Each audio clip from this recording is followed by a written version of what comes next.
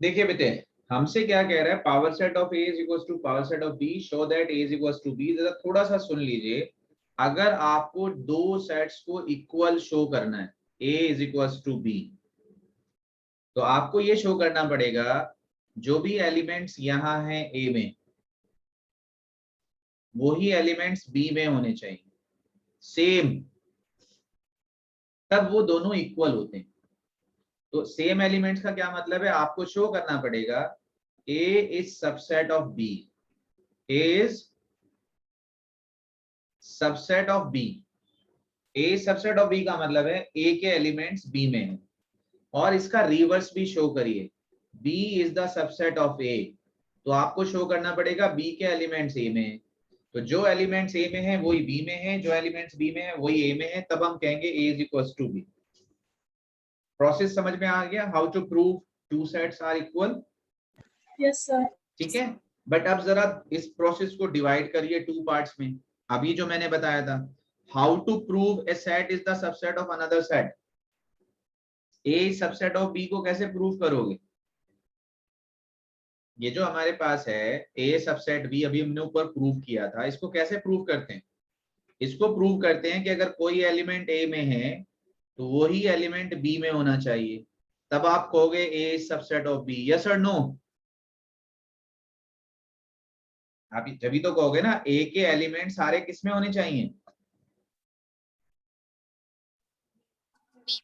B में। तो हमने एलिमेंट को एक्स मान लिया ना बेटे, एक्स मतलब all the elements, representative of all elements. तो X is an element of A, वही एलिमेंट अगर बी में आ रहा है तब आप कहोगे कि ए बी का सबसेट है।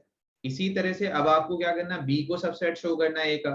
तो अगर हम कोई एलिमेंट मान ले y that belongs to b, तो यही एलिमेंट जो है a में होना चाहिए, तब हम कहेंगे b is the subset of. आया समझ में? Yes sir.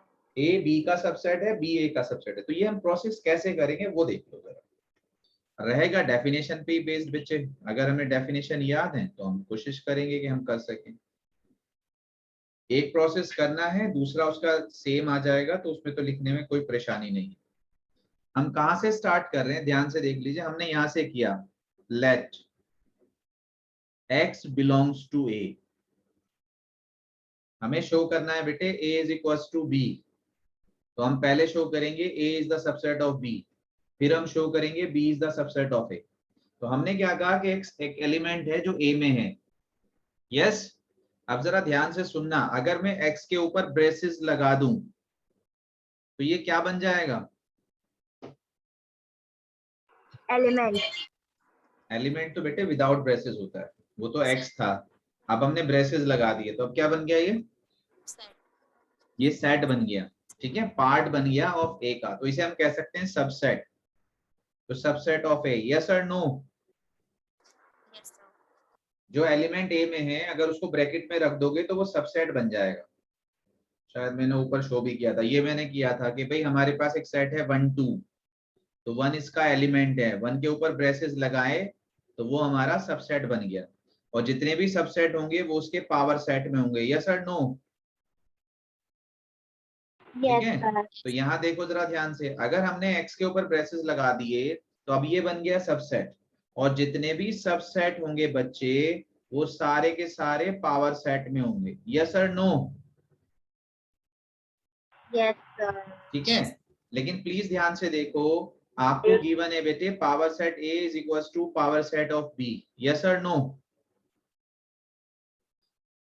गिवन है, यस तो सर। हम पावर सेट a को रिप्लेस कर देंगे बच्चे b से।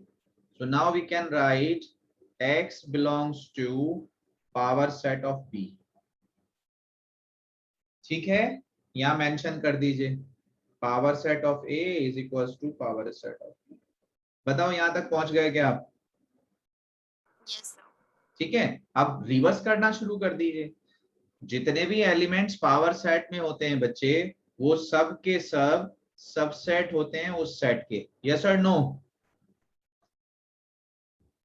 Yes sir. और अगर इस x से पे से मैं ब्रेसेस हटा दूं तो वो एलिमेंट हो जाएगा b का। यस और नो? Yes sir. तो आपने ऊपर क्या कहा था? आपने ऊपर कहा था x a का एलिमेंट है, लेकिन आपने नीचे क्या कहा, x b का एलिमेंट है, तो क्या आप कह सकते हो a is subset of b? Yes, sir. हाँ भाई बताओ। Yes, sir. Yes sir, good. तो ये हमारे पास यहाँ तक आ गए बच्चे, बस इसी का रिवर्स पार्ट है, उसमें तो कुछ करना नहीं था।